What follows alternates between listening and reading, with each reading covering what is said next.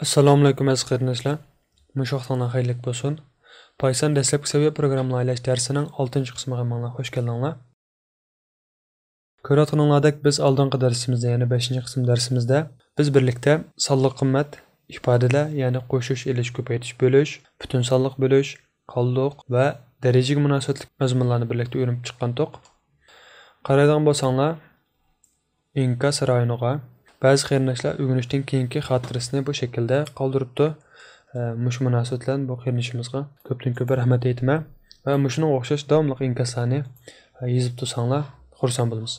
Shuning bilan bir vaqtda darslarimizni amalga tushirib olmasdan YouTube'ning o'zida ko'rishinglarni, mayli kompyuter, mayli yanfon bo'lsin, amalga YouTube'ning o'zida ko'rishinglarni umid qilaman. Buning sababi to'g'ri bo'lgan statistika orqali sizlarga texnik yaxshi va ishlatishchanligi yuqori bo'lgan darslarni sunishimiz uchun to'g'ri bo'lgan statistika kerak. Xo'sh, undan so'ng biz birlikda darsimizni boshlaylik. O'xshash shaklda biz birlikda paycharni ochaylik. Ochgandan keyin yana tur qurish. Undan keyin bu yerga üstel üstünü tanlab 6-ders deb qo'yay.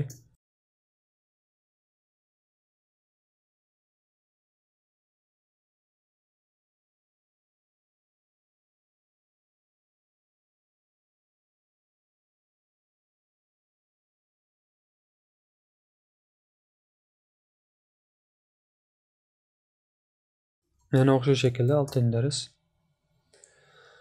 Undan keyin buni o'xshash shaklda ijro qilaylik.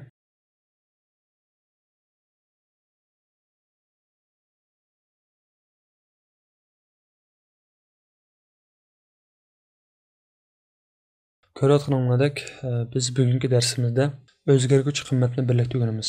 Unda bo'lsa biz darsimizni boshlashdan ilgari bu yerdagi o'zgarguvchi qimmat degan nima degan uqumga bir javob beraylik. O'zgarguvchi qimmat degan nima? O'zgarguvchi qimmat deganimiz o'zgarguvchi qimmat ismiga o'zgarguvchi qimmatni berishni ko'rsatadi. Bu yerda ikki xil atalg'i bor. Biri o'zgarguvchi qimmat ismi, yana biri o'zgarguvchi qimmat. Hamda bu ikkisini zag'iratildi, ya'ni texmo tushunishlik o'zimizga yaqin holatda tushuntiradigan bo'lsak, o'zgarguvchi qimmatning ismini bir qutiga va yoki bir eshikka o'xshatsak, o'zgarguvchi qimmatni bu eshikning va yoki bu qutining ichidagi ma'lum sonliq qimmat va yoki sonliq ma'lumot yoki shunga o'xshash ma'lum bir narsa. Bu shaklda o'zgarguvchi qimmat ismi va o'zgarguvchi qimmatni bilalaymiz. Va darsimizning davomida texnik tafsili ko'rib chiqasizlar. Bundan qaraydigan bo'lsanglar, biz oddiy bo'lgan bir o'zgarguvchi qimmat berib ko'rib boqaylik.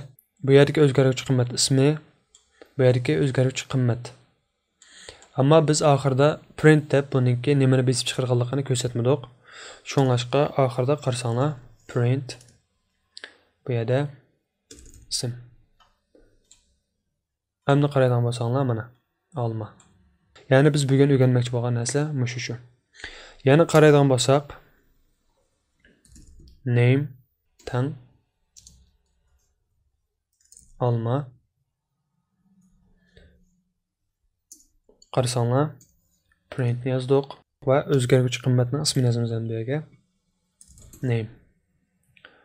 Hamda ijro qilgan bo'lsak, qarasanglar yana olma deb chiqdi. Hamda bu yana o'zgartib boqaylik.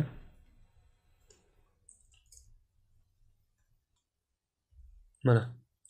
Buning o'xshash o'zgarguvchi qimmatning ismini va o'zgarguvchi qimmatning o'zini xohlagancha almashtira olamiz. Undaq bo'lsa, yana bir shaklda ko'rib boqaylik. Qaranglarsa. Son, ya'ni raqam demakchi o'g'lim. Undan keyin 7. Bu yerda men printni bosdim, undan keyin son. Qarasanglar, 7 ning o'zi shu. Ya'ni bu yerdagi bir farq oldingi darslarimizda ko'rib chiqqanimizdek, bu yerdagi ustidagi jubbasha. Qarasanglar, buning o'zi tekst shakli, buning o'zi raqam yoki son. Bunun farqini biz oldingi darslarimizda ko'rib chiqqan. Shunlashqa davomiga o'tib ketaman. Hamda qaraydigan bo'lsanglar, shu o'zgarguvchi qimmatni sonliq ma'lumot tipida misol oladigan bo'lsak, ham bu yerda sonliq ma'lumotningki nimaligini hozircha bilmay tursanglar bo'ldi, faqat yuzakilar ko'rib tursanglar darsimizning davomida ko'rib chiqamiz. Undan so'ng yana o'xshash shaklda print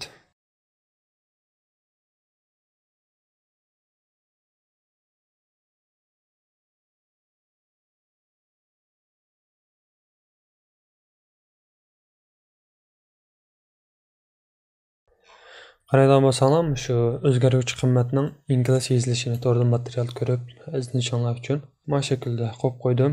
Yani bu şekilde izlansanglar bo'ladi. Undan keyin endi darsimizga qaytib kelsak, qaraydigan bo'lsanglar, mana buniki o'zi o'zgaruvchi qimmatning ismi degan to'q, bu yerdagi olmaning o'zini o'zgaruvchi qimmatniki o'zi degan to'q. Hamda buni biz shu sonliq ma'lumot tipidan, ya'ni bundan keyin o'rganadigan darsimiz bo'lgan sonliq ma'lumot tipidan misolini ko'radigan bo'lsak, bu yerdagi 12. Bu yerdagi o'zgaruvchi qimmatniki qimmat ismini qaranglar, bu yerda int, ya'ni integer. Bu yerda son, ya'ni butun son holatda paysan o'zi avtomatik ko'rsatadi. Undan keyin asli qaraydigan bo'lsang, yana 5 ta 6 deb biz yozoq 5.6, ya'ni 10lik kasr qarasanglar, mana o'xshash shaklda buniki o'zgaruvchi qimmat ismini mana shaklda izohlab berdi. O'xshash shaklda yana tekst shaklini str, ya'ni birozdan keyin o'rganamiz. Undan keyin tizimlik qarasanglar, mana shaklda yozildi, buniki list. Undan keyin gruppa mana shaklda mana. Undan keyin lug'at, ya'ni tekst alat chiqadi. Shunlashqa men uyg'urcha bir lug'at deb oldim. Buniki tafsilotini keyingi mazmunlarimizda ko'rib chiqamiz. Undan keyin bir yurish, ya'ni set. Qarasanglar 1 2 3 deb yozdim mana shaklda. Tirnoqdan keyin yana printdan keyin typedan keyin tirnoqning ichiga mana shakldagi tirnoqni qo'ydik. Undan keyin mana avtomatik buniki nima ekanligini Python o'zi qaror berdi, ya'ni mana shaklda. Bu yerdagi o'zgaruvchi qimmatni xohlagancha o'zgartiramiz. Masalan 57 deb yozaylik. O'xshash shaklda, ya'ni int deb buniki o'zgaruvchi qimmatning ismini mana shaklda chiqarib berdi.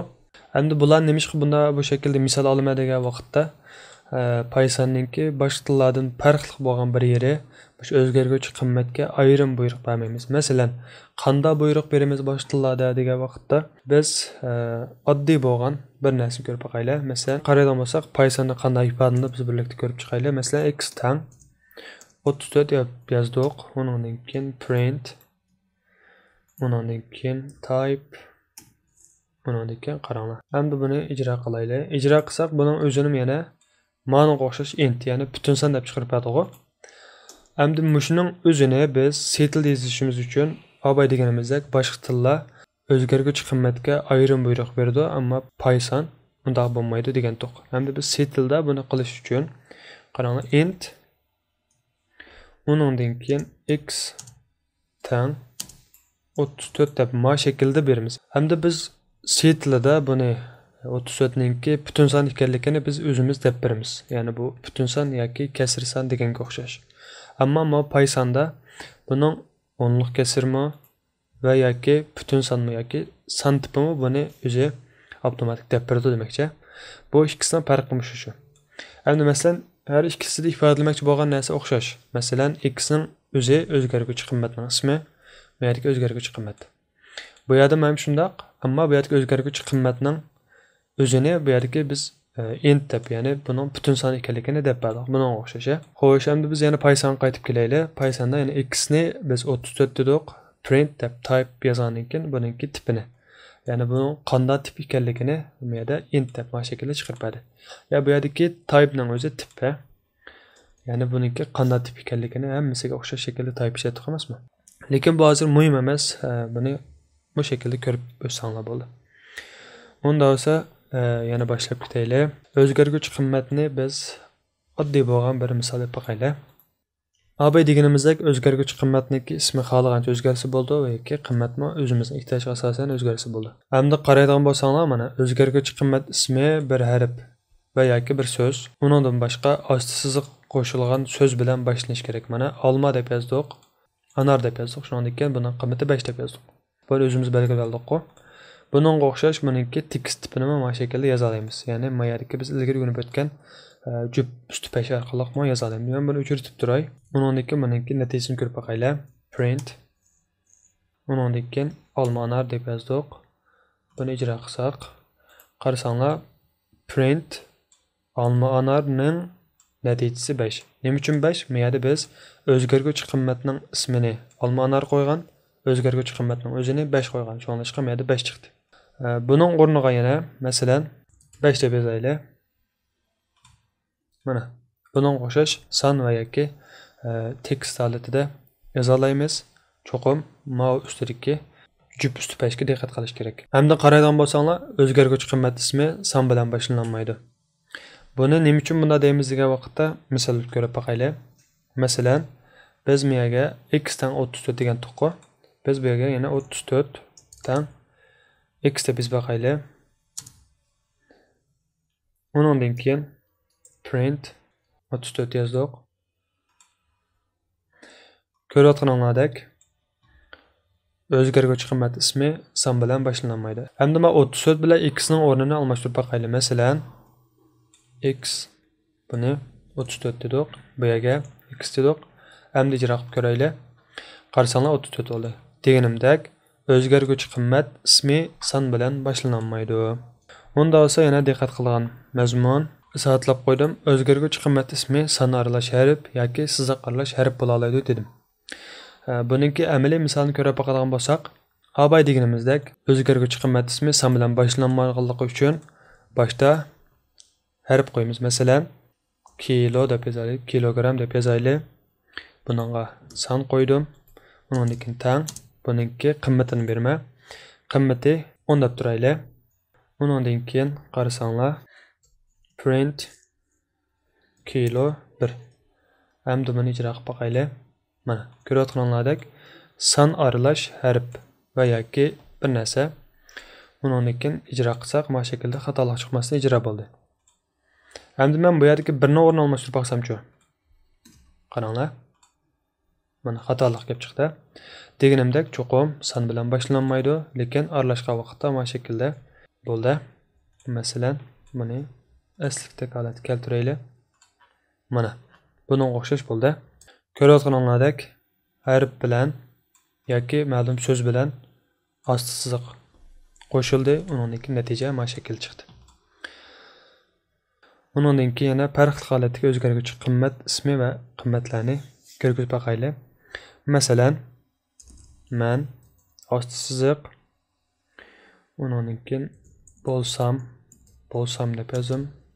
Tang Uyg'ur deb yozay. Undan keyin qaraydigan bo'lsanglar, men yozgandan keyin avtomatik chiqadi. Undan keyin ijro qilsak, mana bu yerga men bo'lsam deb yozdik, Uyg'ur deb chiqdi avtomatik. Masalan, buni tanlagandan keyin bu ikkisiniki qaysi shakldagi munosabati bog'liqini, ya'ni bog'lanishliqi bog'liqini paycharning o'zi avtomatik holatda mana shaklda ranglarni farqlantirish orqali ko'rsatib turadi. Mana bunga diqqat qilish kerak. Undan keyin hamda qaraydigan bo'lsanglar, yana diqqat qilgan yana bir nuqta. O'zgarguvchi qimmat ismidagi cho'ng kichik harflar o'z oldiga qimmat belgilaydi. Masalan, qaraydigan bo'lsak, mana shaklda yozdim. Hamda men print deb yozib, buningki qimmatini berib boqaylik. Olma. Qaranglar. Ijro qilgandan keyin hamda qaraydigan bo'lsanglar, bu yerga cho'ng xatlik anarni yozdik-ku, ijro qildik-ku. Buning sababi bu yerga kichik xatlik olmaningki, ya'ni ma'ning qimmati bu yerga cho'ng harflik ana holatda bo'lganligi uchun.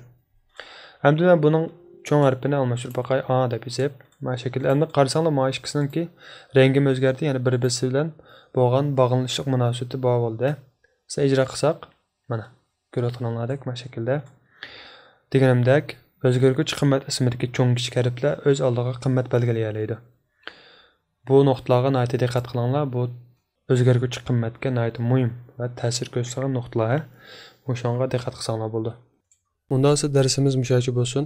Texim ko'p qarindoshlardan foydalanish uchun darslarimizni o'zaro tavsiya qilib qo'yishni, texim yaxshi bo'lgan darslarni ishlay olishimiz uchun qanotimizga ergashishlar birga darslarimizga bosh barmoq bosish orqali yoqtirishni unutmag'aysizlar. Allohga omonat.